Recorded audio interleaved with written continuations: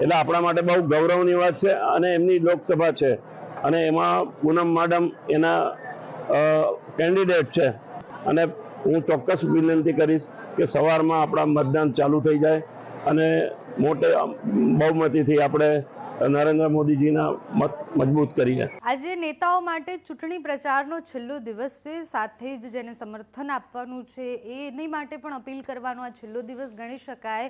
આ બધાની વચ્ચે રાજ્યસભાના સાંસદ પરિમલ નથવાણીનો એક વિડીયો આવ્યો છે।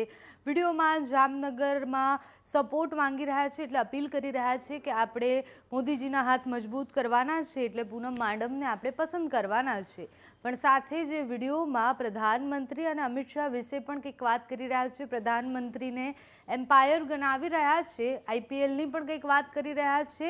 તો એ ઉદાહરણ આપી અને પરિમલ નથવાણી શું કહી રહ્યા છે તે સાંભળીએ। સુકાન કોનું છે દેશમાં?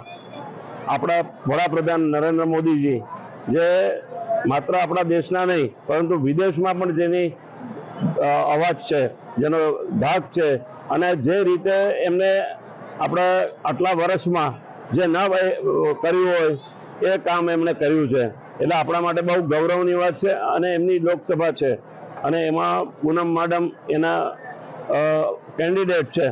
એ જ રીતે આપણે આપ સૌ જ્ઞાતિબંધુઓ જેટલા છે અહીંયા લોહાણા સમાજના, હું સૌને નમન કરું છું અને હું ચોક્કસ વિનંતી કરીશ કે સવારમાં આપણા મતદાન ચાલુ થઈ જાય અને મોટે બહુમતીથી આપણે નરેન્દ્ર મોદીજીના મત મજબૂત કરીએ।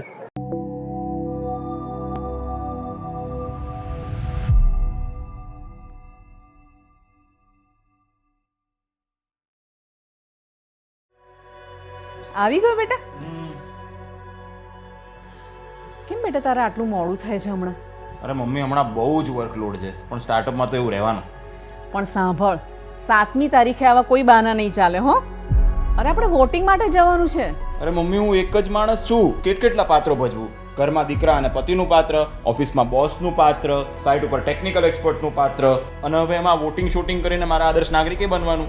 અરે બેટા, તું ખાલી આ 4 પાત્ર ભજવીને આટલો ફ્રસ્ટ્રેટ થઈ ગયો તો વિચાર તો કર, જેમના માટે આપણે વોટ આપવા જઈએ છીએ એ આપણા માટે કેટલા પાત્રો ભજવે છે, અને એ પણ 365 દિવસ 24 કલાક।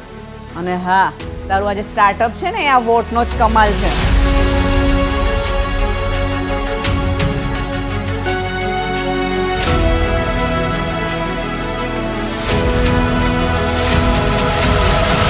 તો આવો 1 કલાક એમના માટે કાઢીએ જેમણે આપણા માટે કેટલા પાત્રો ભજવતા દાયકાઓ કાઢી નાખ્યા। ફરી એકવાર મોદી સરકાર। કમળનું બટન દબાવો, ભાજપને જીતાડો।